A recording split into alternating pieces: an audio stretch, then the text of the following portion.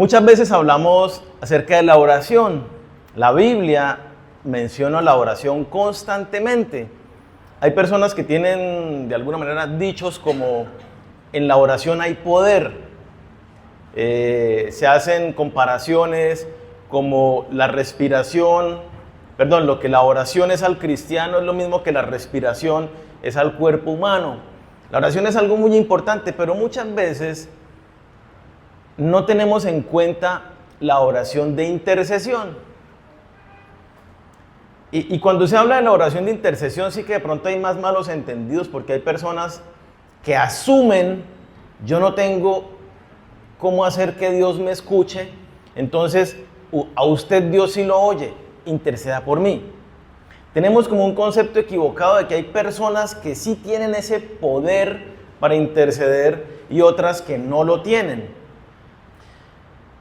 Entonces, en vez de acercarnos a Dios, le decimos a otras personas que oren por nosotros y no vamos directamente a la fuente. Hoy vamos a conocer un poco acerca de este tema de la oración de intercesión. Vamos a saber quién puede orar por otros, cómo deben ser esas oraciones, por qué cosas debemos orar por otras personas, y que sea un llamado y un despertar para nosotros en el, sí lo estoy haciendo, sí, pero no como debería ser. Entonces yo los invito a que vamos en la Biblia. Vamos a ver primero entonces quién puede orar por otros, quién intercede por otros. Vamos a Romanos 8, vamos a Hebreos 7, versículo 24 y 25.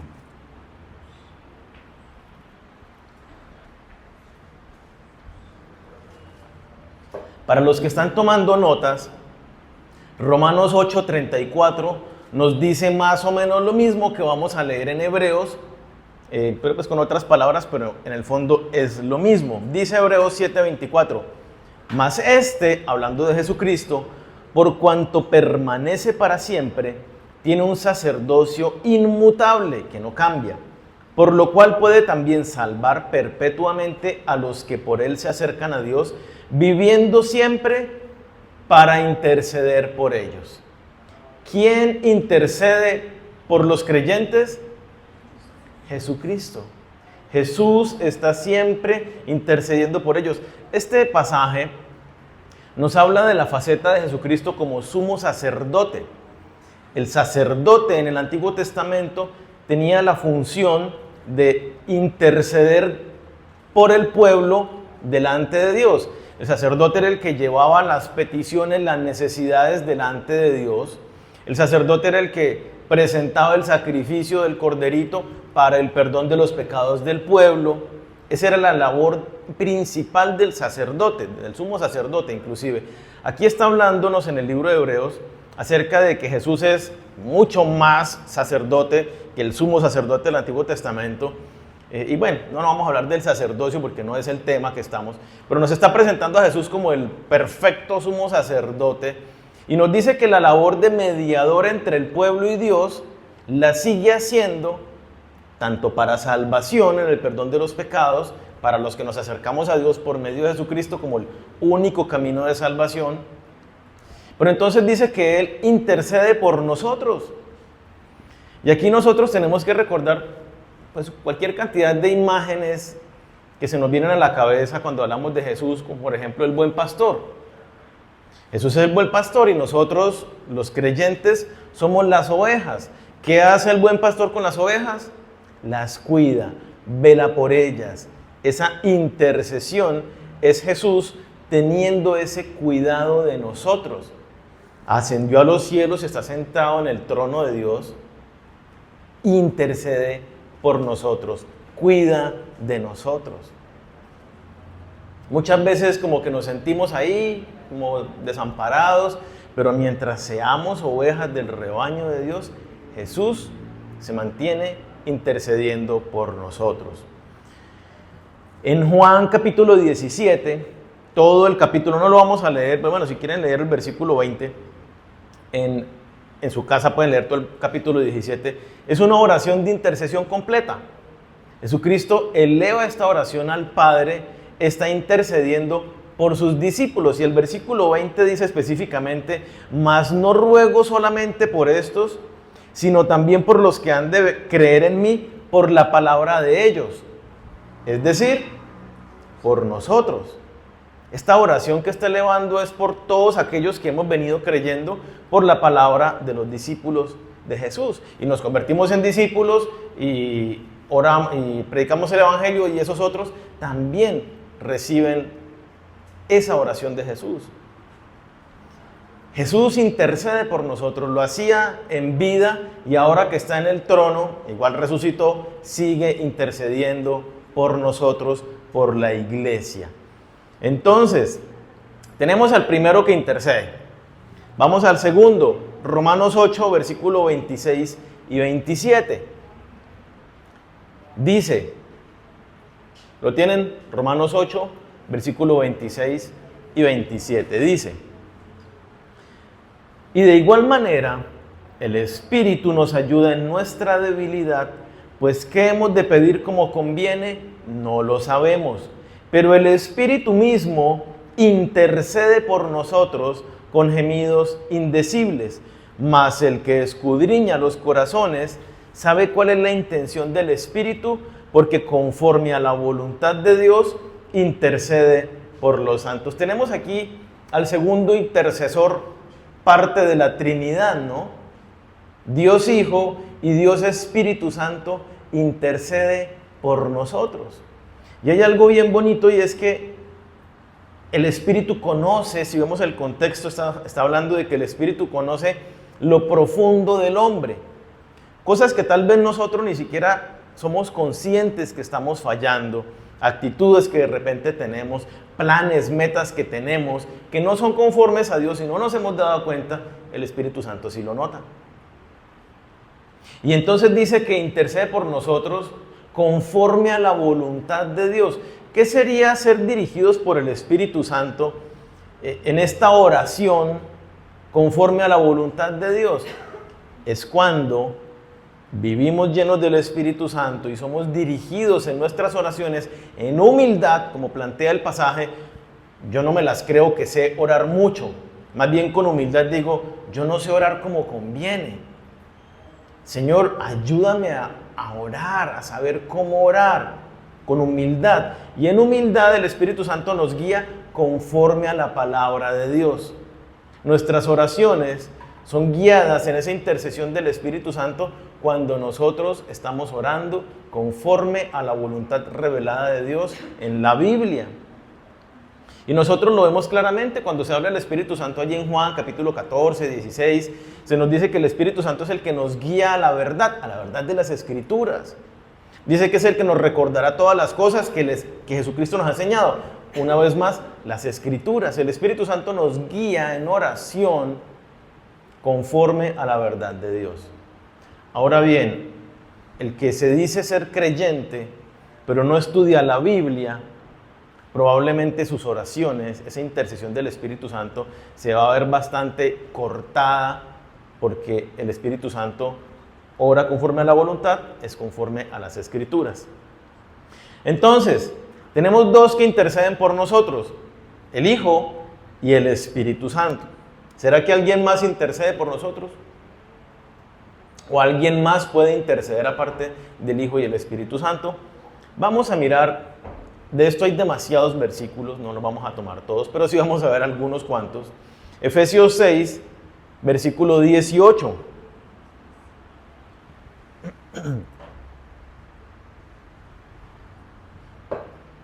Y el contexto de este pasaje es bien interesante porque Dios nos está hablando a través de Pablo acerca de cómo nosotros debemos caminar estando protegidos, cómo enfrentar, o más bien cómo defendernos de los ataques del mundo de las tinieblas y después del ataque mantenernos firmes.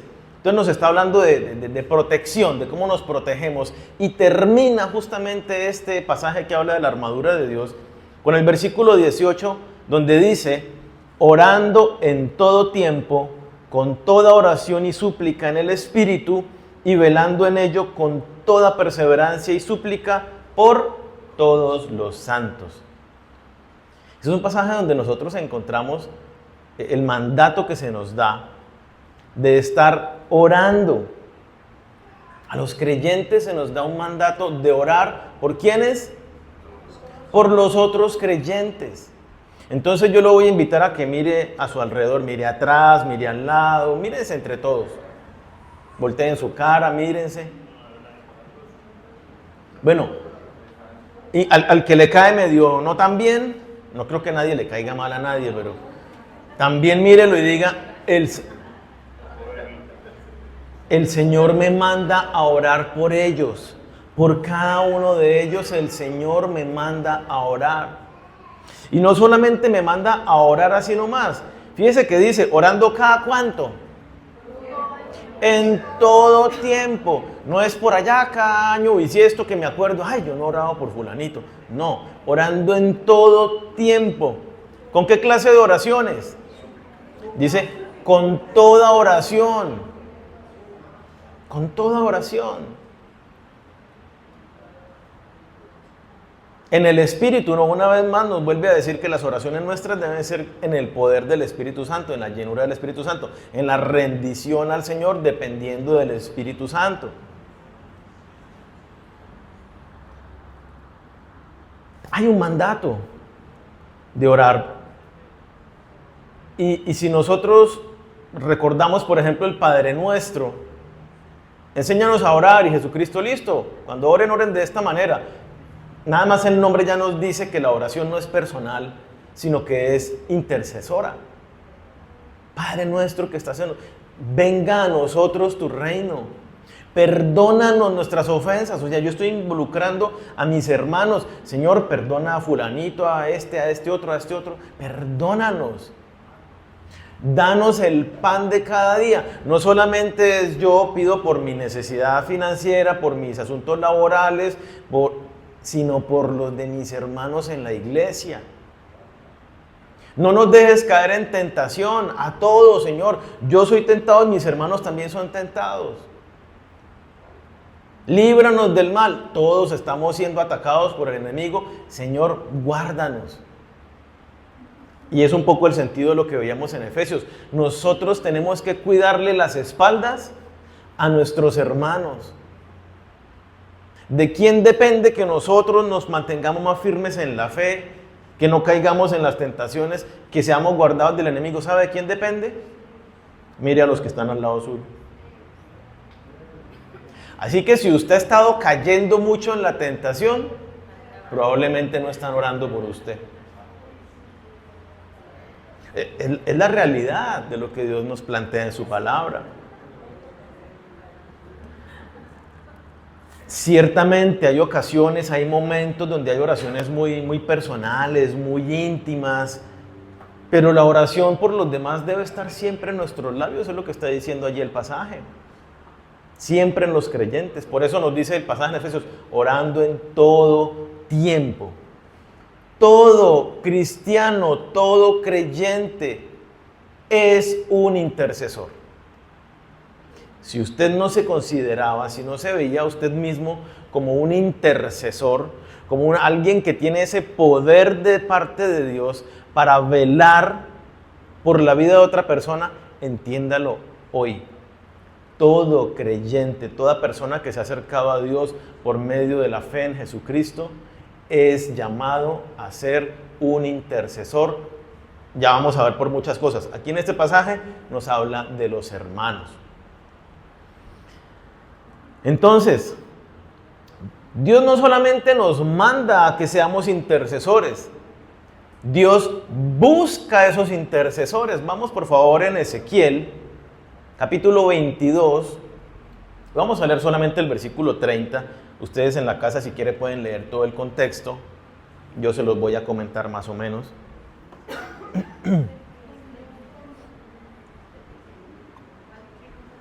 Ezequiel 22, 30. Entonces tenemos que Jesucristo está intercediendo por nosotros, el Espíritu Santo intercede por nosotros y nosotros somos llamados a interceder por los demás. Entonces, ¿quiénes interceden? Los creyentes, y Dios mismo intercede por nosotros. Depende de nosotros de alguna manera mover esa influencia de Dios a través de nuestras oraciones intercesoras. Miremos entonces lo que dice Ezequiel 22:30. Está hablando Dios por medio del profeta y dice: y busqué entre ellos hombre que hiciese vallado y que se pusiese en la brecha delante de mí a favor de la tierra, para que yo no la destruyese, y no lo hallé. Voy a leerlo de otra versión. Dice: yo he buscado entre esa gente a alguien que haga algo a favor del país y que interceda ante mí para que yo no los destruya, pero no lo he encontrado. El contexto: Dios está hablando por medio del profeta Ezequiel acerca de la decadencia moral y espiritual del pueblo de Israel. Y está diciendo: la nación completa han hecho lo que les ha dado la gana y me han dado la espalda a mí. Por lo tanto, como yo les había advertido, viene el momento del juicio y de la destrucción sobre la nación. Pero como lo estudiábamos hace 8 días, Dios no quiere la muerte del que muere, sino quiere que se arrepienta. Y entonces Dios dice, antes de proferir el juicio de condena, ¿hay alguien que se levante por el pueblo, que se pare en la brecha, que interceda y que levante una voz, un clamor por el pueblo para que yo no lo destruya? Eso es lo que está diciendo. Dios anhela, busca esos intercesores. Yo le invito a que pensemos en algo respecto de este tema. Imagínese. Si quiere cerrar los ojos para mayor imaginación, bien, si no, con los ojos abiertos, como quiera. Usted está presenciando un juicio. Usted está allí sentado en medio de la sala. Y ya se han presentado todos los argumentos en contra de la persona que está siendo acusada. Y claramente se ve que la única opción en la sentencia es una condenación a la eternidad en el infierno, porque están dadas todas las condiciones para ser condenado. Pero antes de que el juez profiera sentencia, pide a los que están ahí en la sala y dice: ¿hay alguien que levante la voz por este personaje? Alguien que diga: ten misericordia de él. Ni siquiera que hable algo bueno, que diga: por favor, es que él también es buen padre, es que él también hizo esto. Ni siquiera. Alguien que en el fondo del salón, así como medio escondido, grite: perdónelo. Y solamente se llena la sala de un silencio absoluto.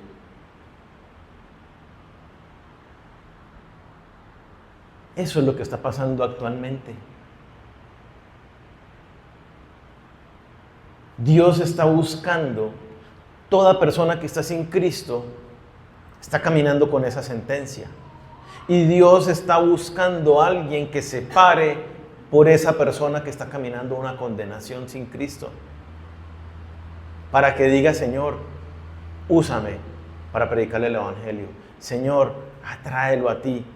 ¿Hay alguien que esté parado en la brecha? Este pasaje entonces nos muestra algunas cosas importantes, y es que, por un lado, Dios busca estos hombres, estos intercesores, hombres y mujeres, ¿no? Hombres en el término del género humano, que se paren en la brecha, que hagan un vallado, es decir, literalmente, que construyan, que levanten una muralla de protección. Eso es hacer vallado, levantar una muralla de protección. Nosotros tenemos la obligación y la responsabilidad de pararnos ante Dios e interceder por otras personas. Pero este pasaje nos muestra la realidad de la iglesia. Indiferente. Una iglesia apática. Una iglesia que le da lo mismo las personas que no conocen al Señor y que se mueran sin Cristo y que se vayan a una condenación eterna. Dios entonces está buscando intercesores. Dios nos manda a interceder. Te vas a levantar la mano y le vas a decir: heme aquí, Señor, como lo cantábamos. Heme aquí, yo lo haré. Yo me voy a parar allí en la brecha y voy a clamar por mi familia, por mis vecinos, por mis amigos. Voy a levantar esa muralla alrededor de ellos y los voy a traer a ti. Y esta es una guerra de rodillas, Señor, y mis armas son espirituales, no carnales, y voy a estar clamando por ellos. Y voy a actuar consecuentemente con ese clamor y voy a ir a predicarles el Evangelio. ¿O será que el Señor, cuando nosotros estemos allí en el trono, nos tengamos que avergonzar de que el Señor no encontró en nosotros ese intercesor? De que el Señor no encontró en nosotros ese siervo obediente que llevó el Evangelio a toda criatura. ¿Por qué cosas debemos orar?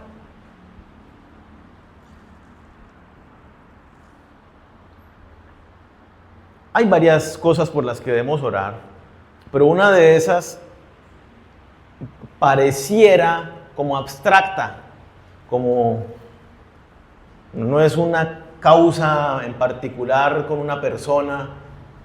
Vamos directamente.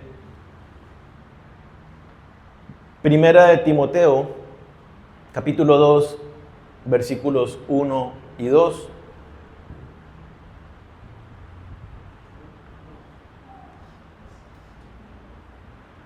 Dice Primera de Timoteo, capítulo 2, versículo 1 y 2. Exhorto ante todo, otra vez un mandato, pero este es un mandato con llamado de atención. No pilas, no lo están haciendo, los exhorto. Ante todo a que se hagan rogativas, oraciones, peticiones y acciones de gracias por todos los hombres. O sea, un claro llamado de atención, un jalón de orejas de usted está orando por todos los hombres. Pero continúa, por los reyes y por todos los que están en eminencia, para que vivamos quieta y reposadamente en toda piedad y honestidad. Y por las autoridades y por los reyes, para que vivamos quieta y reposadamente en toda piedad y honestidad. Y quiero que lo leamos junto con Jeremías 29, versículo 7.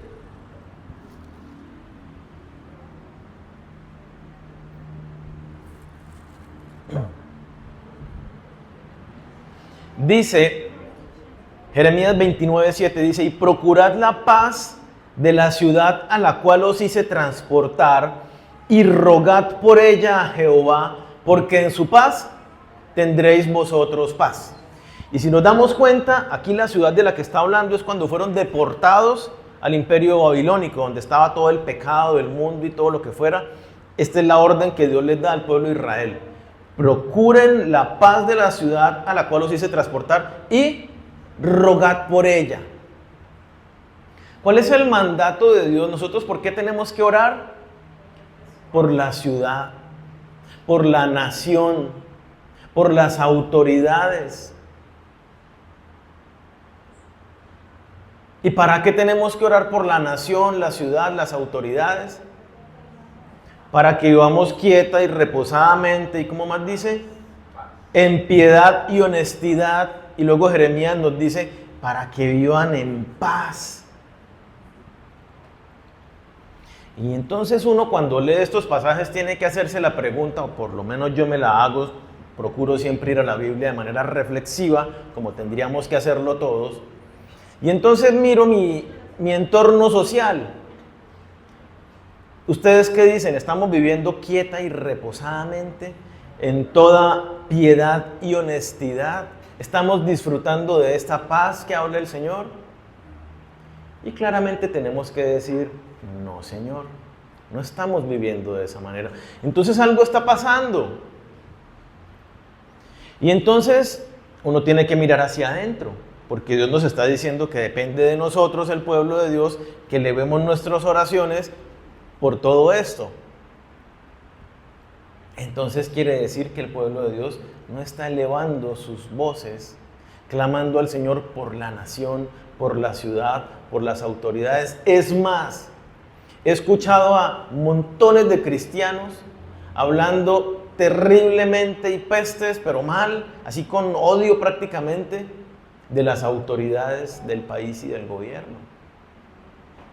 Y nuestra responsabilidad y llamado delante de Dios para que haya la paz de Dios, para que vivamos quieta y reposadamente en honestidad, es orar, es elevar un clamor por esas personas, por la nación completa. Y más, diría yo, en un año como este, que ¿qué enfrentamos en este año a nivel nación?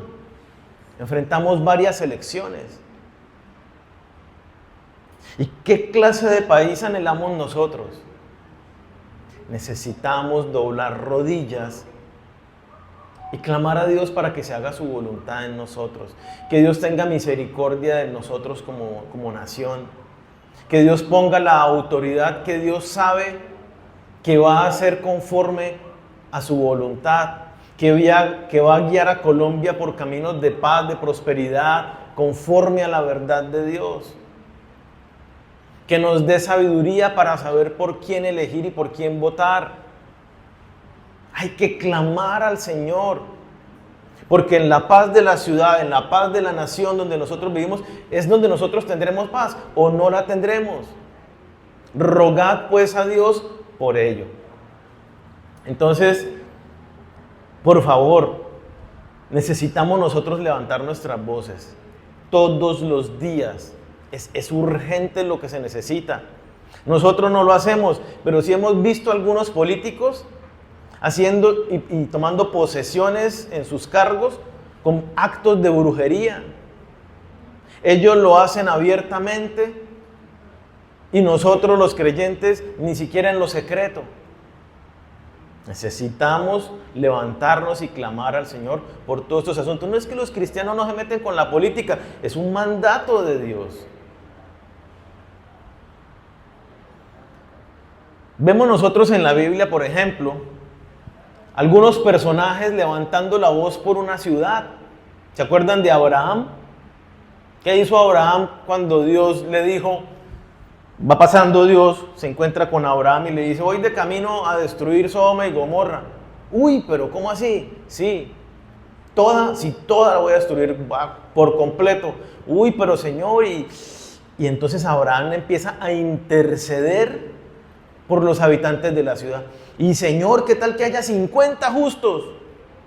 Y entonces Dios dice, bueno, vas a interceder, chéverísimo, ven, hablemos. Y bueno, pero de pronto 20, bueno, de pronto 10.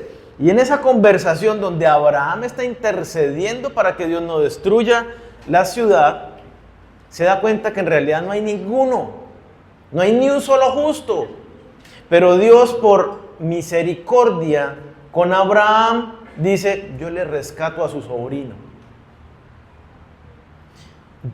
Se paró en la brecha, se paró delante de Dios y como que le hubiera dicho, espéreme, no los destruya todavía. O sea, tuvo el atrevimiento, que eso es lo que implica la intercesión. Se paró allí delante.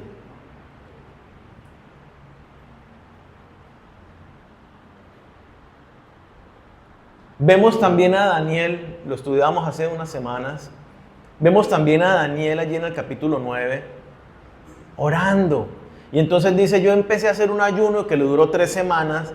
¿Y por qué cosas empezó a orar Daniel? Dice todo el tiempo, 3 semanas duró pidiéndole perdón a Dios, pidiéndole misericordia a Dios por los pecados de la nación. Dios oyó el clamor de estos hombres. Dios oye el clamor de su pueblo y trae salvación. Cuando el pueblo de Israel estaba en Egipto clamando por la libertad, ¿qué hizo Dios? Dice, las oraciones han llegado a mis oídos y voy a enviar un Salvador, y envía a Moisés. Entonces, necesitamos nosotros levantarnos en oración por nuestra nación, por nuestra ciudad, por las autoridades, y no bajar la guardia. ¿Estamos dispuestos a hacerlo? Está en sus manos, está en nuestras manos el cómo vamos a vivir. ¿Por qué debemos orar también? Por las necesidades de otras personas. Ya lo escuchábamos cuando leíamos Efesios 6, versículo 18, y recordando el Padre Nuestro, hay un deber de que nosotros estemos orando por otras personas. Vamos a mirar algunos aspectos que tal vez se mencionan allí, en el Padre Nuestro inclusive. Veamos Santiago 5. Santiago capítulo 5, versículos 14 al 16.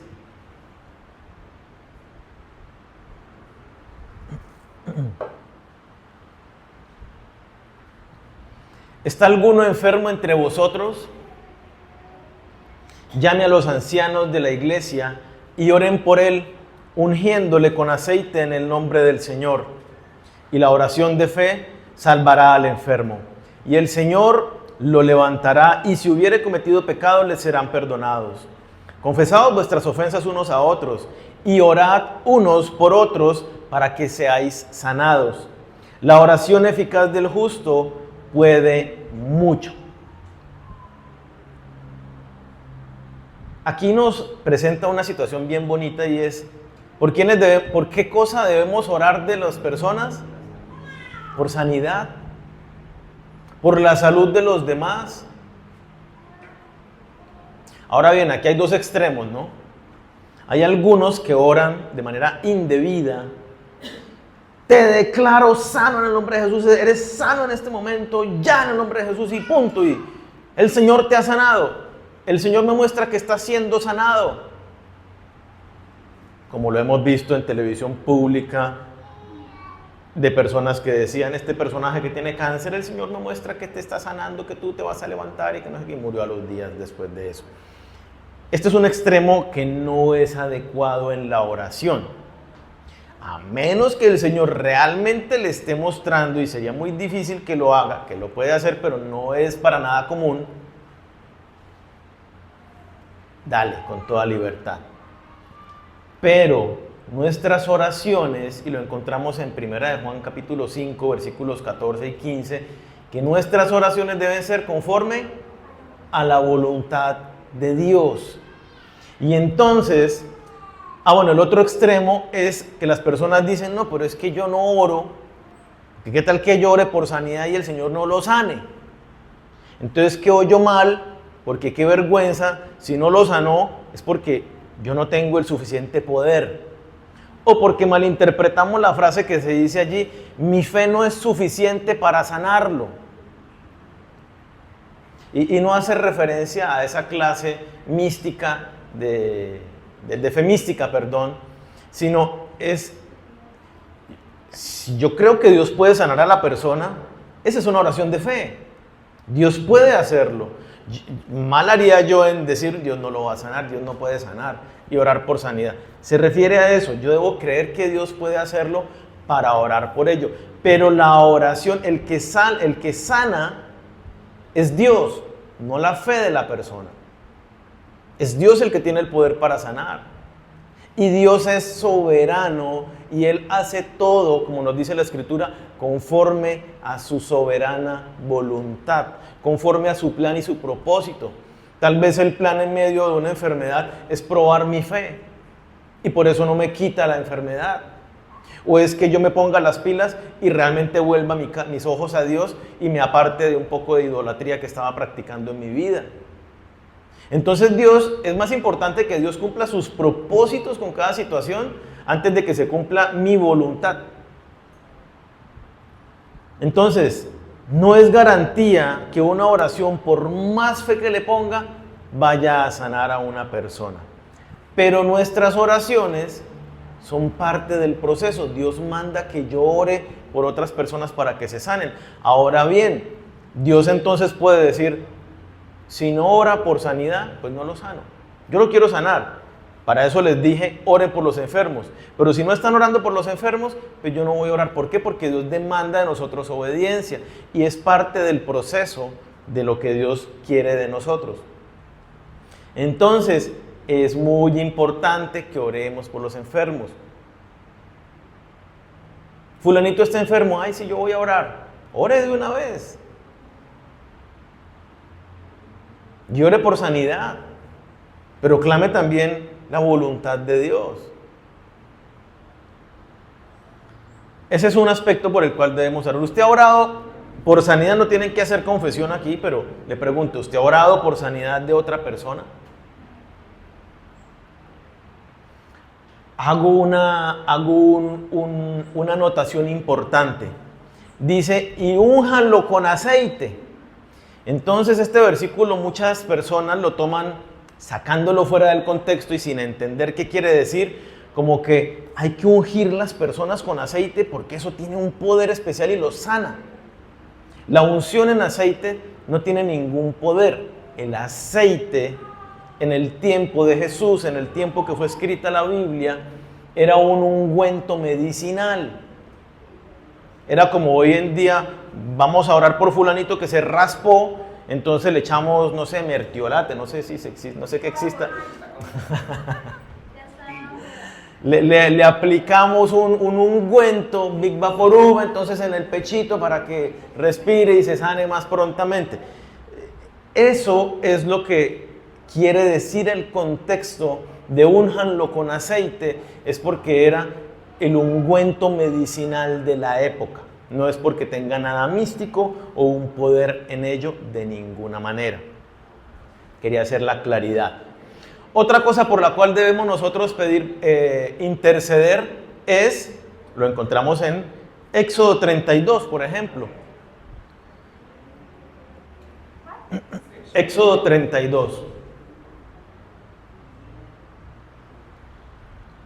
Versículo 31 y 32.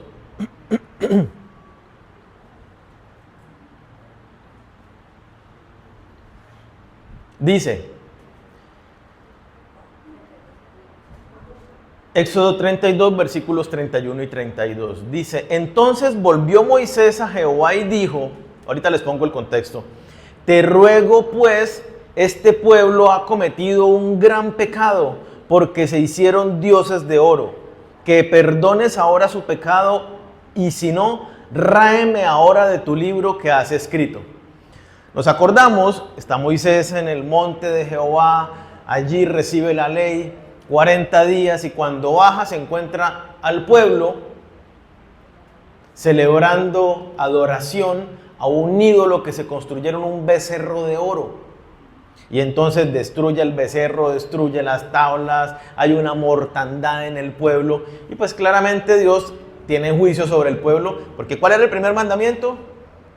No tendrás dioses ajenos delante de mí. El segundo, no te harás imagen ni ninguna semejanza, no te inclinarás ni los adorarás. Y era exactamente lo que estaba haciendo el pueblo. Habían hecho imagen y lo estaban adorando.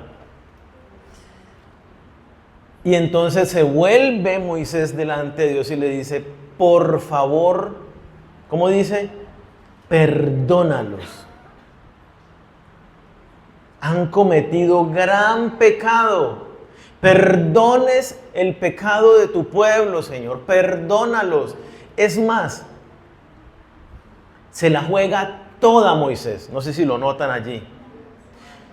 Ráeme de tu pueblo escogido. Sácame, condéname junto con ellos. O sea, la actitud de Moisés es lo que se requiere de nosotros. Él se paró ahí valientemente a guerreársela por su pueblo. Señor, perdónalos, un clamor de guerrero. Es lo que vemos que hacía también Job.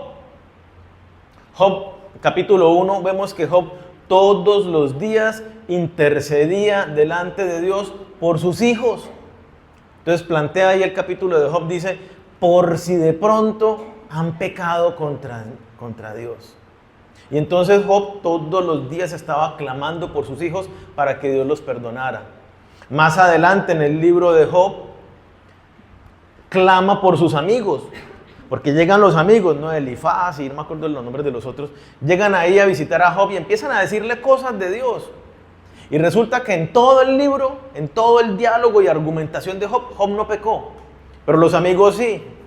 Y entonces Dios les va a caer con juicio, y entonces Job intercede por sus amigos, Señor, por favor, perdónalos. No los destruya, no traiga juicio sobre sus vidas, perdónalos, ellos no saben lo que estaban diciendo, ten misericordia de ellos. ¿Usted ha orado para que Dios perdone a otras personas? O más bien lo ha dicho en el sentido de, Señor, perdónalo, porque si no... En Juan capítulo 5, en el Nuevo Testamento, en primera carta de Juan, capítulo 5, versículo 16, hay un pasaje bien interesante que no nos vamos a meter con las arandelas que trae el pasaje. Yo medio voy a decir algo. Dice, si alguno... Está hablándole a los cristianos, entonces esto viene directamente para ti. Si tú ves a tu hermano, es decir, miren a los que están al lado, si alguno viere a su hermano cometer pecado que no sea de muerte, pedirá y Dios le dará vida. Esto es para los que cometen pecado que no sea de muerte. Hay pecado de muerte por el cual yo no digo que se pida. Entonces, ¿qué nos está diciendo aquí? Bueno, aclaro primero, ¿qué es el pecado de muerte? Porque de pronto, ¿qué es el pecado de muerte?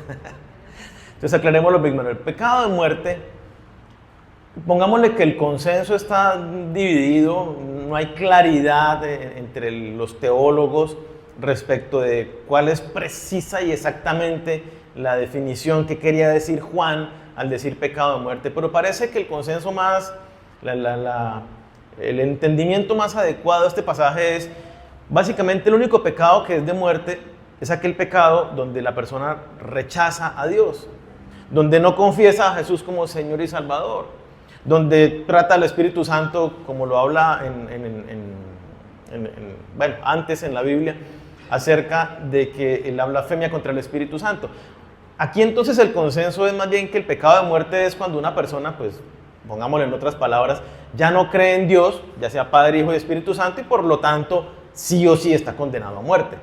Solamente en Jesús hay salvación y hay que creer que Jesús es el Hijo de Dios, bueno, etc. Entonces, básicamente, nos dice, usted vio a su hermano en pecado, ore por él. Ore por él para que el Señor lo perdone. Usted ve a su hermano y ¿qué hace? Va al otro hermano y le dice, ¿sí vio a fulanito?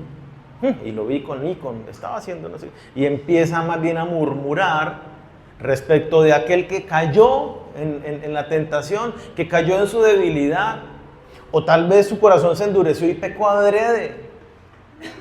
Pero en vez de tenderle la mano como Dios manda, a veces murmuramos. Y lo que Dios dice es, pide perdón por él, para que el Señor lo perdone, para que el Señor extienda su misericordia y tenga cuidado de él y lo atraiga nuevamente a él. De pronto usted en confidencia habla con alguien de la iglesia y le cuenta alguna dificultad, algún pecado que cometió. ¿Qué hay que hacer? No solamente decirle, oye hermano, pues póngase las pilas, ya deje eso y camine derecho con el Señor, sino ore, clame a Dios por esa persona. Porque es que muchas veces nos enfrentamos con pecados, con situaciones complicadas que son fuertes, que son difíciles y necesitamos el respaldo de otros en oración para levantarnos. Y es justamente lo que vemos que Jesús hace. Vamos en Lucas capítulo 22, versículo 31. Entonces oramos por sanidad, oramos por perdón cuando vemos que nuestro hermano ha pecado. Lucas capítulo 22, versículo 31 y 32 dice: dijo también el Señor, Simón, Simón, hablándole a Pedro, he aquí Satanás os ha pedido para zarandearos como a trigo, pero yo he rogado por ti que tu fe no falte, y tú, una vez vuelto, confirma a tus hermanos. Este pasaje es bien chévere porque es muy ilustrador. Por un lado, vemos a Satanás, ¿no? Satanás ha preparado todo un plan para tentar, para zarandear como a trigo, y dice allí, va a querer tumbar la vida de Pedro. Le va a pegar una sacudida muy fuerte. Y entonces dice, Satanás os ha pedido para tumbarlo. ¿Y cuál es la respuesta de Jesucristo cuando Satanás lo pidió para zarandearlo? No fue una negativa, no fue no. De ninguna manera yo no se lo permití. No. Le da permiso para que lo zarandee. Y esto nos muestra algo, y es que Dios constantemente está probando tu fe. Constantemente, y lo encontramos en cualquier cantidad de pasajes. Nuestra fe debe ser probada por el fuego para que sea perfeccionada, para que sea purificada. Y entonces las pruebas, las tentaciones, las dificultades son pruebas que Dios utiliza para fortalecer nuestra fe. Cada situación difícil, cada tentación, tenemos que verla como el gimnasio que Dios nos pone para que ejercitemos la obediencia a los mandatos que nos ha dado. Y aquí lo estamos viendo. Dios dice, ¿cuál fue la oración de Jesucristo? Yo he rogado por ti que tu fe no falte. Vas a ser probado, vas a ser zarandeado. Y he rogado que tu fe no falte. ¿Cuál era la prueba que iba a enfrentar Pedro? Porque alguno podrá decir, pero faltó la fe porque cayó, negó a Jesús. La prueba no era negar a Jesús. Era algo mucho más profundo que estaba en su corazón. Y era que cuando Pedro negaba a Jesús, entonces, ¿qué había en el pensamiento de Pedro? Jesús murió. Venga, espérenme. Yo venía creyendo que Jesús era el Mesías Salvador, que iba a restaurar la gloria de Israel. Y se murió. Entonces, ¿será que yo perdí mi tiempo? ¿Será que yo abandoné mi negocio próspero por irme detrás de este hombre y terminó siendo un fraude? Esa era la prueba, que perdiera la fe en Jesucristo como el Mesías, como el Salvador. Porque justamente a eso fue movido. Yo no lo conozco. Y se murió el Mesías, y cuando no quería creer que había resucitado el tercer día. Jesús ora para que su fe no falte. Porque Pedro cayó, se alejó, se distanció, tuvo toda esta lucha. Pero su fe no faltó, sino que al final terminó fortaleciéndose. Y terminó lo que nosotros vemos predicando ese discurso en el Nuevo Testamento, y bueno, haciendo todo lo que hizo en la vida del Nuevo Testamento, siendo como el principal de los apóstoles. Su fe fue fortalecida en medio de esta prueba tan tenaz que enfrentó. Y entonces, tú enfrentas pruebas y a veces te sientes solo, abandonado, que no puedes con lo que estás enfrentando. Necesitamos orar los unos por los otros para que al momento de enfrentar las pruebas nuestra fe no falte, sino que seamos fortalecidos. Debemos cubrirnos las espaldas, como lo hablábamos antes, protegernos.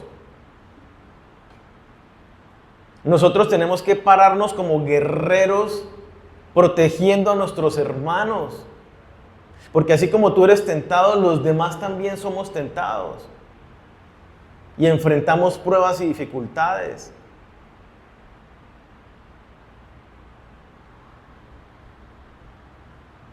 Entonces, necesitamos orar más por los demás. Otro aspecto de oración, y ya casi terminamos, con esto nos faltan 8 más. No, mentira, ya casi terminamos. Para ser edificados y fortalecidos. Una característica que encontramos en todas las cartas de Pablo, vamos mientras tanto a Colosenses 1. En todas las cartas de Pablo nosotros vemos algo, y es que Pablo inicia todas las cartas diciéndonos cosas como: gracias doy a Dios siempre por vosotros, haciendo memoria de vosotros en nuestras oraciones. Pablo siempre está orando por los creyentes, y siempre está orando cosas como que su fe sea fortalecida, que sus pies se afirmen en el conocimiento de Dios, que puedan experimentar el poder de Dios en sus vidas, vamos a ver más o menos un ejemplo de cómo son las oraciones de Pablo por los hermanos para que crezcan en el conocimiento de Dios. Dice Colosenses 1, versículo del 9 al 12, dice, por lo cual también nosotros,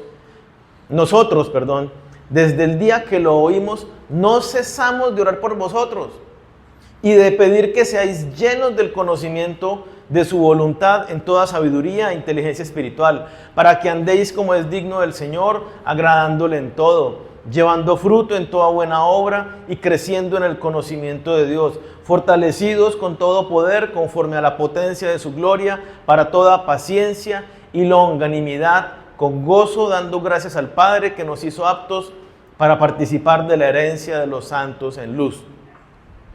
No lo vamos a analizar al detalle, porque creo que es muy claro lo que dice el pasaje. No he parado de orar por ustedes. Es el llamado, que no paremos de orar por nuestros hermanos. ¿Y qué cosas pedimos?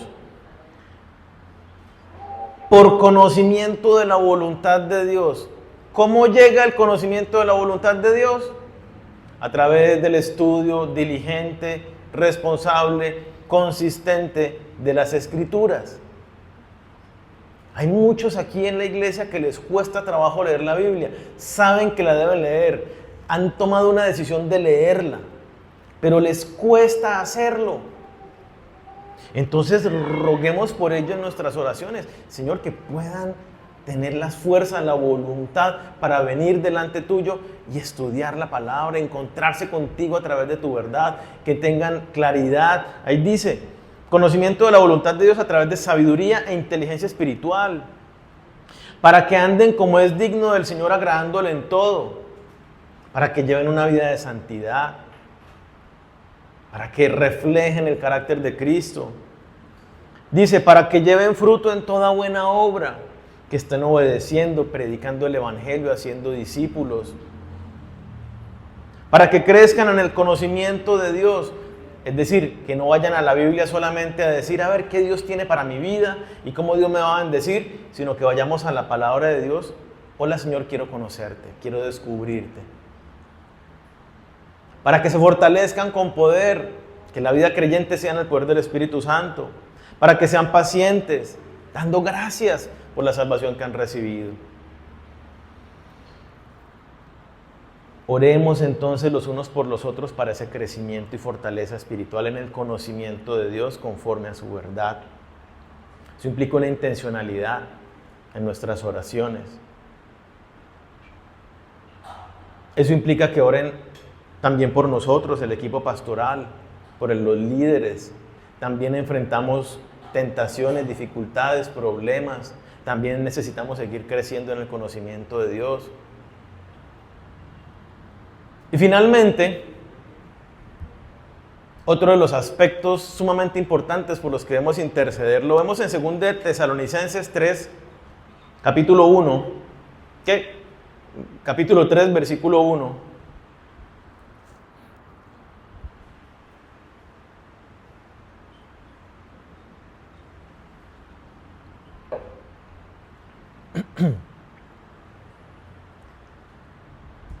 Es más, leamos, ya lo tienen, leamos ese.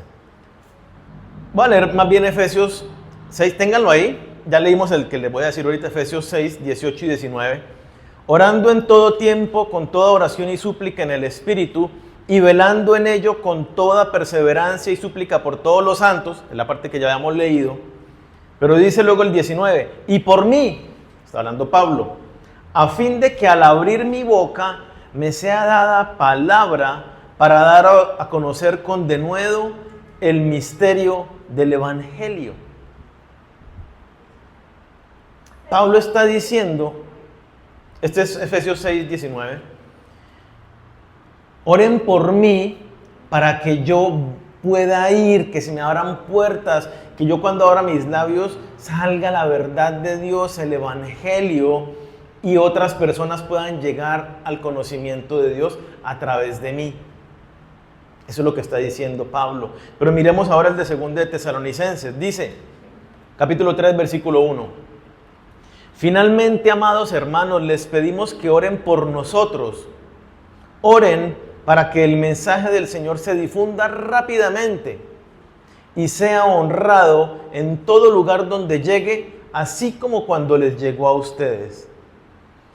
En estos pasajes vemos algo bien bonito, bien especial, y es que se nos manda a que oremos por la extensión del Evangelio.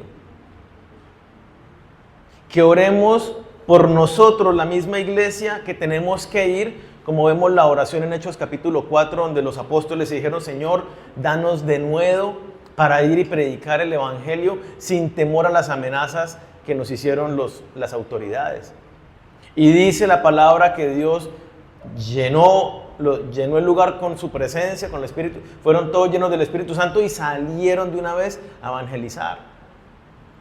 Esa clase de clamor es el que nos está diciendo acá. La iglesia debe clamar para ir, para que hablen el Evangelio.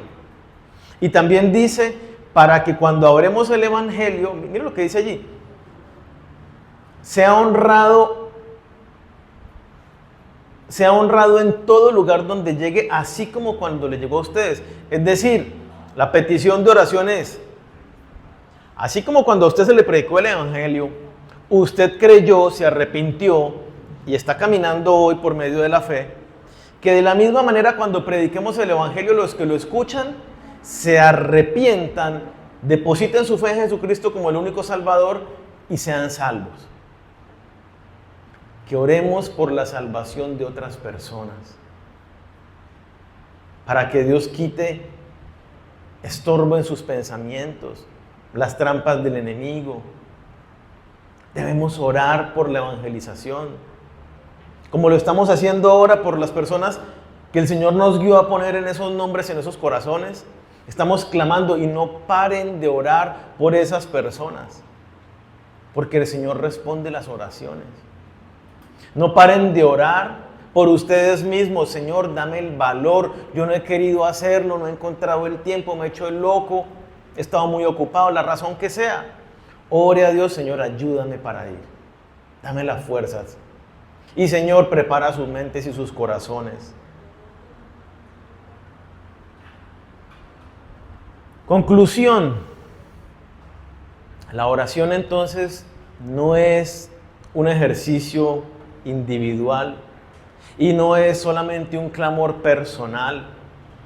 La oración que Dios demanda y espera de nosotros es la oración de un guerrero que se para frente a sus enemigos y defiende con su propia vida a los que están detrás de él.